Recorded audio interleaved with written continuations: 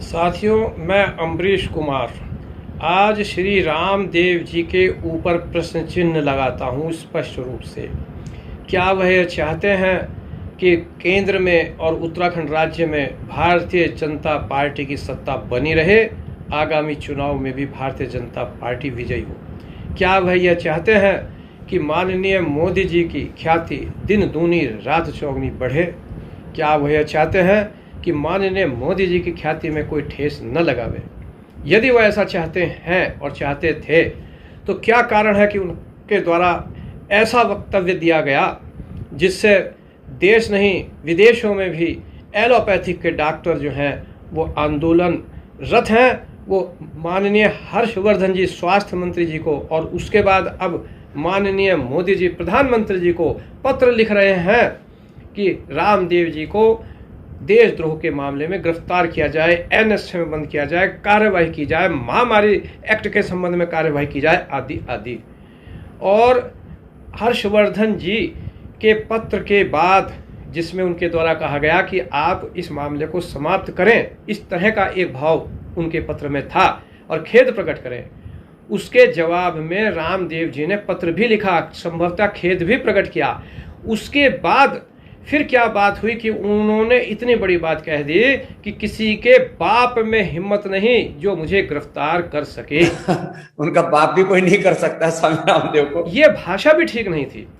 यदि किसी ने ये बात कही उन्हें गिरफ्तार करने की या कुछ भी कहा तो उसमें जैसे हमें श्री रामचंद्र जी ने अपने जीवन की मर्यादा रखते हुए जैसे सिखाया है, बड़े विनम्र भाव से अगर वो कहते, संविधान की इज्जत करते हुए कि भैया अगर मेरे द्वारा कोई विधि विरुद्ध कार्य किया गया है तभी तो कोई मुझे गिरफ्तार करेगा,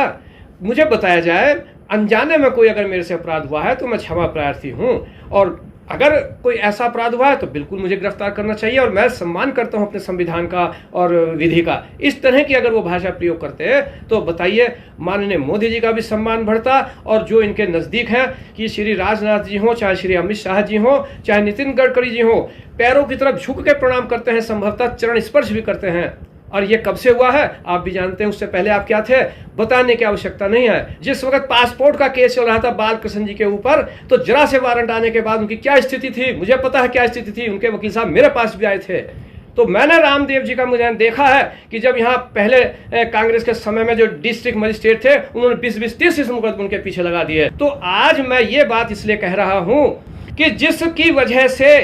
श्री रामदेव जी की यह स्थिति हुई है कि ये बात सही है कि किसी की ताकत नहीं है कि उनको जो है वो गिरफ्तार करे, एफआईआर करे या कुछ करे, वास्तव में ही किसी की ताकत नहीं है। लेकिन उनको भी तो उसी विनम्रता से बात करनी चाहिए। क्या आवश्यकता है कि इस महामारी के समय में उन्होंने जो है इस तरह की जो है डॉक्टरों के संबंध में बात कही, एलोपैथी के संबंध में बात कही, जबकि हमारे प्रधानमंत्री जी आप देखिए कि अभी बनारस के चिकित्सकों को उन्होंने संबोधित किया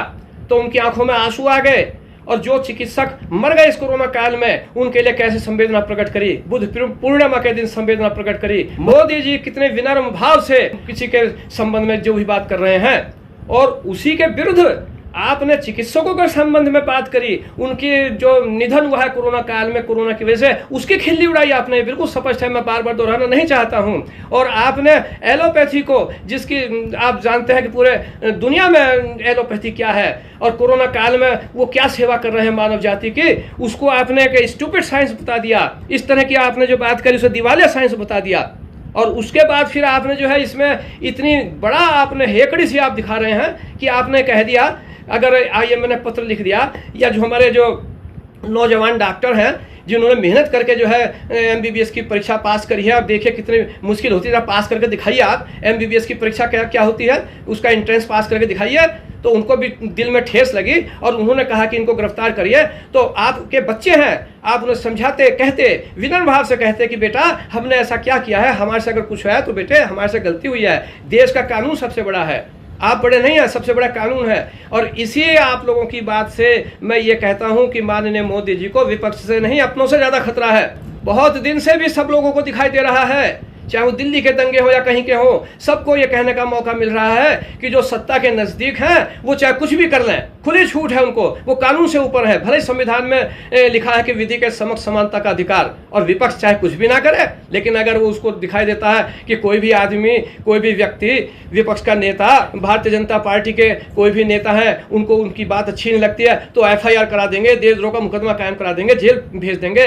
उच्च न्यायालय कह रहे हैं कि कितने मुकदमे आप लोग देशद्रोह के करते हैं, सारे फर्जी मुकदमे आप लोग कर रहे हैं। तो ये जो स्थिति है, मैं ये कहना चाहता हूं कि ये स्थिति ठीक नहीं है। अगर आप लोग जो है मोदी जी से, भारतीय जनता पार्टी से स्नेह करते हैं, चाहते हैं कि वो सत्ता में बनी रहे और आगे भी सत्ता में आए, तो आप लोगों को ऐसी बात करनी चाहिए कि हमें कोई परेशानी हो जाए तो हो जाए, लेकिन जिनकी वजह से हम बने हैं या हमारे को ताकत मिली है या जिनसे हम स्नेह करते हैं, उनको कोई ठेस ना पहुंचे, वो सुरक्षित रहें, दिन दूनी रात चौगुनी तरक्की करें। मैं हर चीज को रामचंद्र जी और रामचरितमानस से जो है वो प्रेरणा लेके बोलता हूं कि रावण से जब युद्ध हुआ था तब भी आप देख लीजिए, रावण जो है वो दुर्वचन कहता चला आया, रामचंद्र जी ने कभी दुर्वचन मुंह से नहीं निकाले, उसे समझाया कि आप जो कहना चाहते हैं आप कहिए, करिए, लेकिन आप कहिए मत, करिए, आप करके दिखाइए। आप जो है राम रावण के युद्ध को देख लो, कहीं पर भी देख लो, किसी भी चीज में।